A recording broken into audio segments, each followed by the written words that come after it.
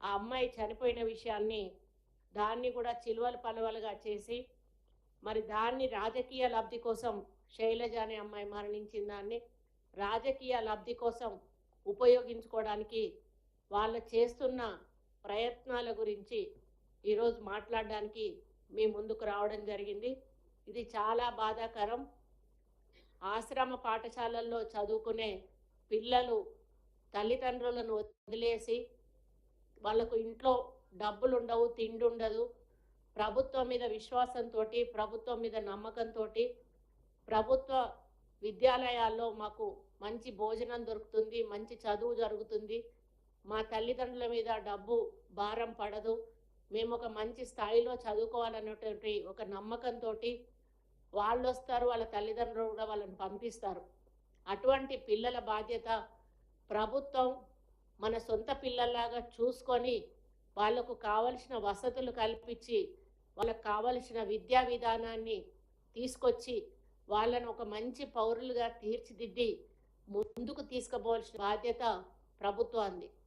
కానీ గత ప్రభుత్వంలో టిఆర్ఎస్ గవర్నమెంట్ ఏ ఒక్కరోజు కూడా గురుకుల ఆశ్రమ పాఠశాలల్లో ఎస్సీ ఎస్టీ బీసీ మైనారిటీ ఏ పాఠశాలల్లో కూడా ఒక్కరోజు కూడా వాళ్ళు వెళ్ళి ఏ విధంగా పిల్లలు ఉన్నారు, వాళ్ళ భోజన సదుపాయాలు ఎలా ఉన్నాయి, వాళ్ళకు కనీస వసతులు ఉన్నాయా లేవా, మరి వాళ్లకు విద్యా విధానం ఏ విధంగా ఉంది అని పరిశీలించినటువంటి సందర్భాలు అసలు లేవు.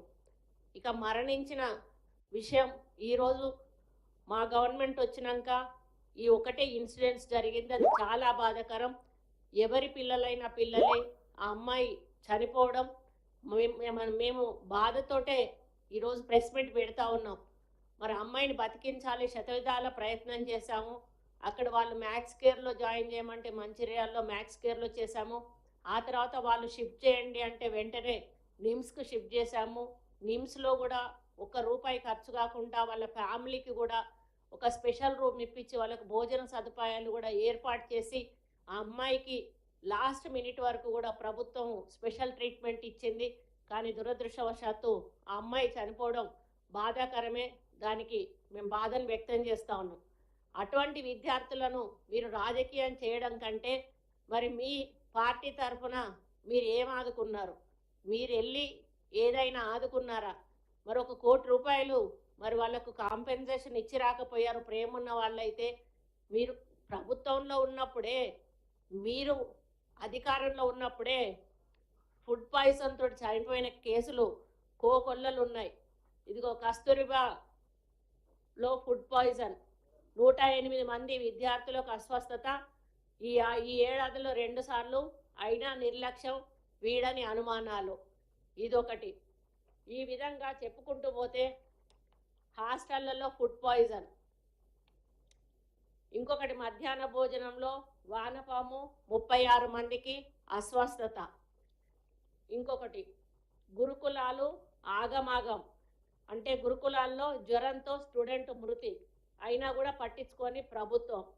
బీసీ హాస్టల్లో అన్నంలో పురుగులు గత వాళ్ళ ప్రభుత్వంలోనే ఇవన్నీ కూడా జరిగినాయి.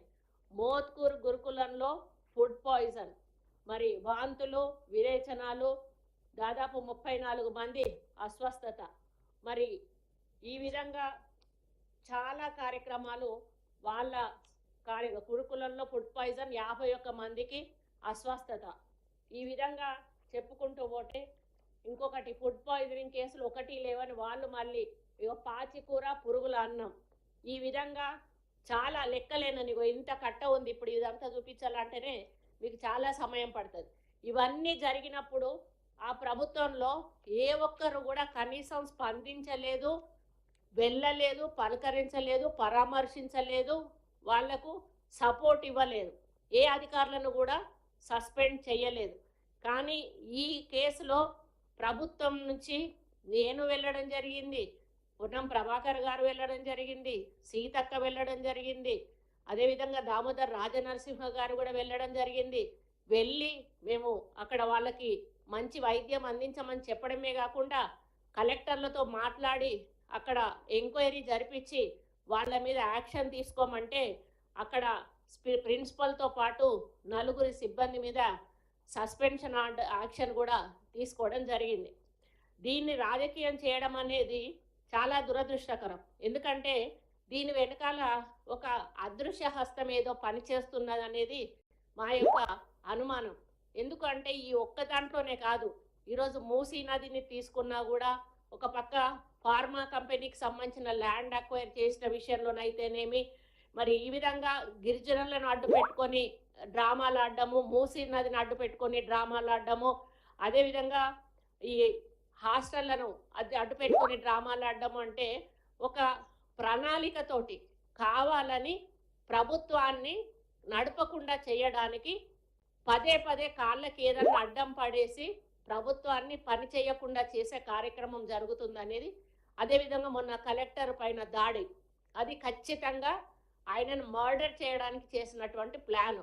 అంటే law and order problem create చేసి తెలంగాణలోకి పెట్టుబడులు రాకుండా, తెలంగాణకు ఉంటే ఒక అభద్రతా భావం ఉంటుంది, ఇక్కడ మాకు సరిగా ఉండలేము అనేటువంటి ఒక ఫీలింగ్ కల్పించి వచ్చే కంపెనీలు రాకుండా, వచ్చే పెట్టుబడులు రాకుండా, ఈ ప్రభుత్వం ఇప్పటికే దీవాలా తీసిండ్రు. వీళ్ళు దీవాలా తీసిన ప్రభుత్వాన్ని మాకు అప్పచెప్తే మేము అన్నీ కూడా రేవంత్ రెడ్డి గారు మరి డిప్యూటీ సీఎం గారు ఫైనాన్షియల్గా ఎంతో బాధ్యతను బరువును మోస్తూ కూడా ఎన్నో సంక్షేమ కార్యక్రమాలను ఈరోజు మేము ప్రజల్లోకి తీసుకెళ్తూ పనులు చేస్తూ ఉంటే ఒక్క పని చేయలేదంటారు. మైకులు పట్టుకొని ఇష్టం ఉన్నట్టుగా మాట్లాడేసి ఒక్క పని కూడా చేయలేదనేటువంటి మాట మాట్లాడడం. మరి వాళ్ళకు తెలివిని మాట్లాడుతాండ్రా, తెలివి లేక మాట్లాడుతాండ్రా, నాకు అర్థం కావడం లేదు. ఇంకా కేటీఆర్ సైకోరావు ఏమంటాడు అంటే, మా చూస్తూ ఊరుకోను బిడ్డ, నేను అసలే మంచోడిని కాదు, కలెక్టర్ని ఎవరినో తీసుకొచ్చేసిన కలెక్టర్ని కూడా తిట్టేసి ఇష్టం ఉన్నట్టు ఊరుకోను, మళ్ళీ మేము అధికారంలోకి వస్తే ఒక్కొక్కరి పేరు గుర్తుపెట్టుకొని బట్టలు ఉరికిచ్చి కొడతా. ఇంకా సిగ్గు రాలేదా మీకు? మిమ్మల్ని చీ అని ప్రజలు తిరస్కరించి మీ 10 ఏళ్ల